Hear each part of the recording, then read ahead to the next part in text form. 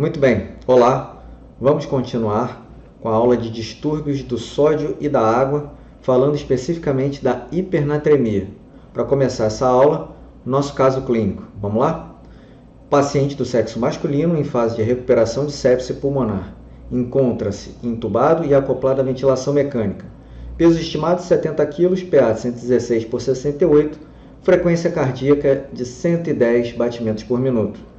Tratamento com Tazobactam há 7 dias e seus exames revelam sódio 158, potássio 2,5, ureia 90, creatinina de 1,5 e a glicose de 80.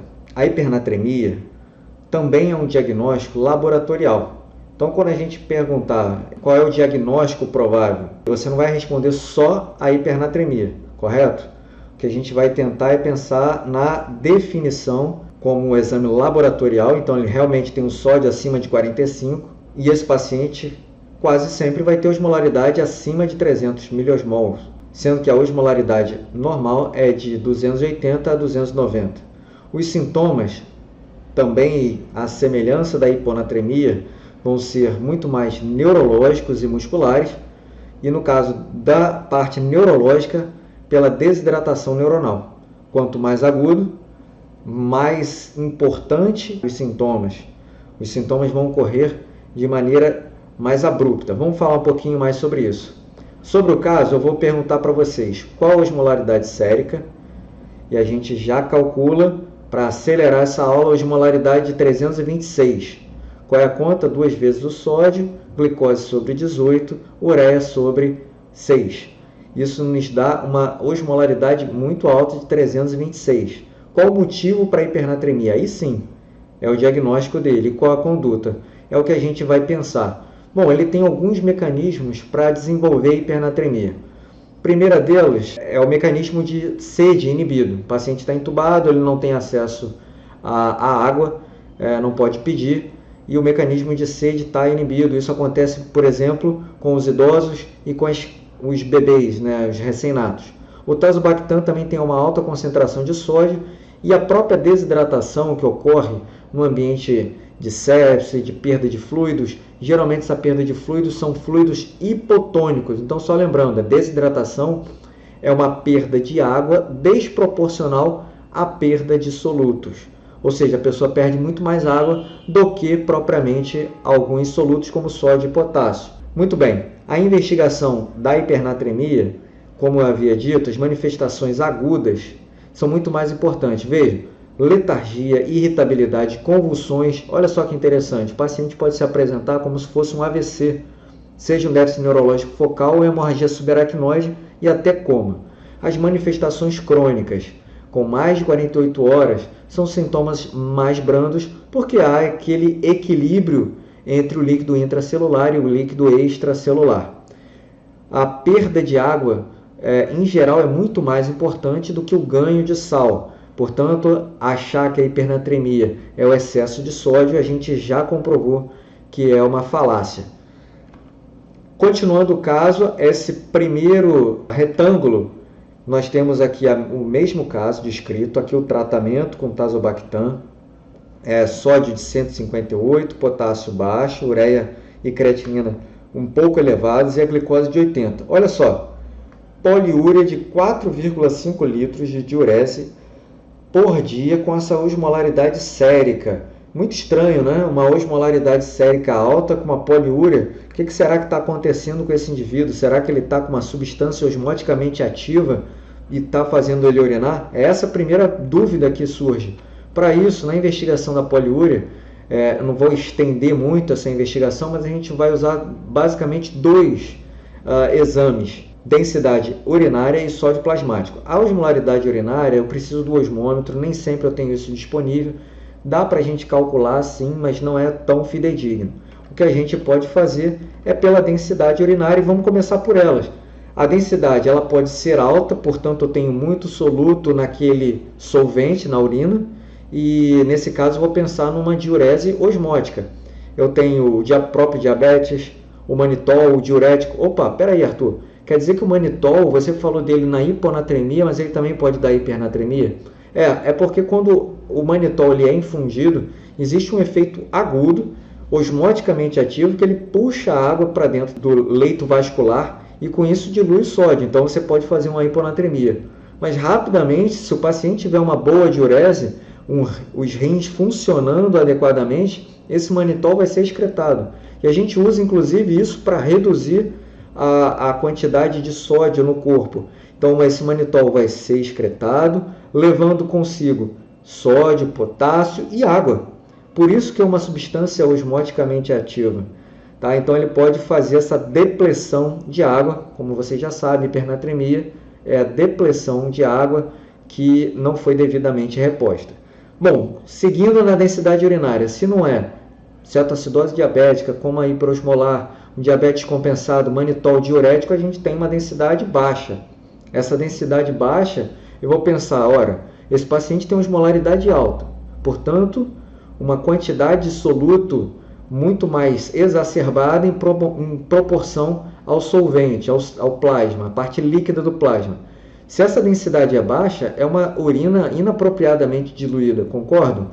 Das duas, uma, ou ele está bebendo muito líquido, pode ser uma doença psiquiátrica, ou ele não tem uma função adequada do hormônio antidiurético, isso seria o diabetes insípidos. E aí a gente vai precisar do sódio. O sódio baixo significa que essa urina tem não só uma densidade baixa pelo sódio baixo, mas porque a pessoa está bebendo muito líquido. Seria aquele indivíduo que tem um transtorno psiquiátrico e ele acaba urinando muito porque bebe muita água. Por outro lado, esse sódio é um pouco mais alto, né, do que o diagnóstico anterior, porque é uma urina que não tem muito soluto, é uma urina muito diluída. Esse diabetes insípidos ele ocorre porque o hormônio antidiurético não está atuando. Então, se ele não está atuando de maneira apropriada, esse paciente não vai reter líquido e exatamente por isso ele acaba fazendo hipernatremia. A ausência do hormônio diurético ou a incapacidade dele atuar faz com que ele urine muito. Então, ele acaba bebendo muita água porque urina muito. Perfeito? É um cenário prático. Continuando o caso, sódio 158, osmolaridade plasmática a gente já viu que era acima de 320, diurese de 4.500, densidade urinária de 1.005, portanto muito baixa, densidade abaixo de 1.010 já é uma densidade bem baixinha.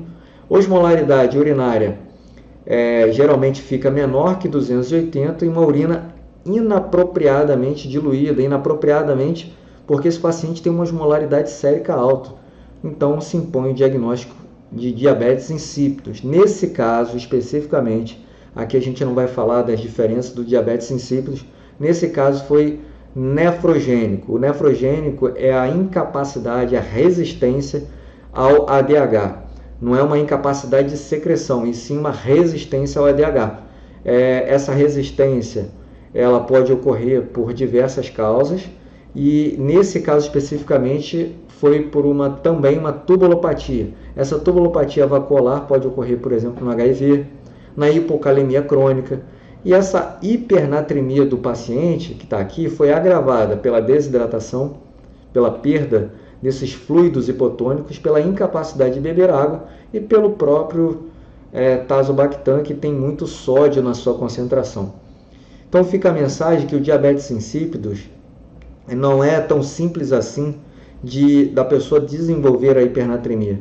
Em geral, o mecanismo de sede também está alterado, também está inibido. Não é só o problema do hormônio antidiurético. Seguindo na investigação e na conduta, a hipernatremia, a gente tem 3 possíveis causas. Agora a gente pode falar um pouquinho de fisiopatologia. A primeira delas, sobrecarga de sódio, mais raro, mas isso pode ocorrer tanto por ingestão, mais comumente por infusão. Soluções hipertônicas, soluções como bicarbonato de sódio podem aumentar essa concentração de sódio. Do outro extremo, a perda de água intracelular, também menos comum, causada por exercícios, convulsões. Isso tem um efeito transitório, não é muito comum. No caso da sobrecarga de sódio, eu tenho que fazer uma rápida correção, eu posso fazer uma diluição do soro glicosado a 2,5%, ou seja, diluir água com glicosado 1:1, ou até fazer sessões de hemodiálise. E no caso da perda de água intracelular, eu não preciso de tratamento da hipernatremia. Tá? Eu preciso tratar o contexto, por exemplo, tratar a convulsão, senão isso vai perpetuar o mecanismo. E a perda de água não reposta é o mecanismo principal. Como é que eu vou fazer? Geralmente, eu tenho que investigar. Não tem como tratar isso apenas dando água, eu tenho que tratar a causa. Então, eu tenho que saber se ele está perdendo muito líquido para o terceiro espaço, pela pele, pelo trato gastrointestinal e especificamente pela urina. Sendo que na urina, a gente já sabe, ele pode ter uma urina inapropriadamente diluída com diabetes insípidos ou uma polidipsia primária, ingerindo muito líquido, ou esse paciente ele tem uma diurese osmótica por hiperglicemia, manitol e outras substâncias osmoticamente ativas. Corrigindo a hipernatremia do nosso doente, a gente tem novamente uma formulazinha, essa aqui é mais simples um pouco, fórmula de bolso. Reparem num detalhe, eu vou usar aqui 0,5 vezes o peso, na mulher 0,4 vezes o peso. O que é isso? É o percentual de água corporal, só que como o paciente tem uma hipernatremia, e essa hipernatremia é um déficit de água, a gente acaba reduzindo em torno de 10% para ter esse equilíbrio em relação à quantidade de água que esse paciente tem. Eu vou multiplicar pelo sódio do paciente dividido pelo sódio desejado menos 1. Tá? Essa continha eu vou mostrar para vocês, é simples, não precisa ter medo. E novamente eu vou reduzir no máximo 10 mEq por dia no paciente com hipernatremia. Eu posso reduzir isso com água, com soro glicosado e até mesmo com soro fisiológico a 0,45. Lembrando que quando a gente infunde esses líquidos, a gente acaba estimulando o tubo distal a reabsorção de sódio e água e acaba excretando potássio. Então é importante que a gente reponha. No nosso caso, o paciente tem potássio baixo, a gente sabe que aquele potássio baixo também foi um dos perpetuadores da hipernatremia, então a gente pode colocar uma reposição de potássio aqui também. Vamos fazer a conta na fórmula? Então, no homem eu tirei 10%, eu sei que o percentual de água corporal do homem é em torno de 60%, mas aqui na hipernatremia eu vou calcular com 50%. Na mulher eu também tiro um pouquinho, ficaria 40% de água corporal. No nosso caso é um paciente do sexo masculino, então 0,5 vezes o peso, que era 70 quilos, vezes essa divisão. Isso vai dar, olha só como é que fica, 158 menos 140 divididos por 140, porque o menos 1 está fora da divisão aqui. Essa continha me dá 4,5 litros. O que eu quero dizer com isso? Eu tenho que repor 4,5 litros de água. Então, a água ou soro glicosado, eu posso fazer isso, mas cuidado. Aqui eu estou corrigindo de 158 para 140. Cuidado, não faça isso. Então, você vai fazer aproximadamente metade desse valor. Por quê? Porque é mais seguro eu corrigir 10 mEq por dia.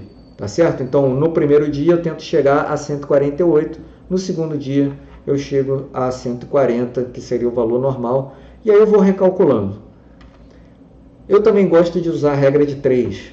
Vocês vão ver que não tem nenhuma dificuldade nisso, eu não costumo usar a fórmula. Olha para a segunda linha, 140 de sódio, que seria o valor normal, está para o volume corporal. Volume corporal ideal se o sódio fosse normal. Mas eu tenho 158 do volume de água estimado para um sódio elevado. Muito bem, o volume corporal total de água desse paciente, peso vezes 0,5, como eu falei, vale a colinha aqui de novo, 50% para homem, 40% para mulher, no caso da correção da hipernatremia. Isso nos dá 35 litros. Então, se esse paciente estivesse numa situação próxima do normal, ele teria que ter 35 litros com sódio 140. Mas esse paciente tem 158 de sódio. Isso vai me dar um volume de água corporal estimado para esse valor de sódio em torno de 39,5. Quando a gente pega 39,5 menos 35, nos dá exatamente aqueles 4,5 litros que a gente encontrou na fórmula. Mais uma vez, essa reposição de 4,5 litros não deve ser feita em um dia, que eu estou fazendo uma estimativa de correção de 158 para 140, e isso me dá 18 MECs num dia. Eu posso agravar o quadro neurológico dele. É o grande resumo dos distúrbios hidroeletrolíticos. Primeiro passo, a falta de regulação da osmolaridade. Eu tenho um problema na sede, no controle da sede e ou do hormônio diurético.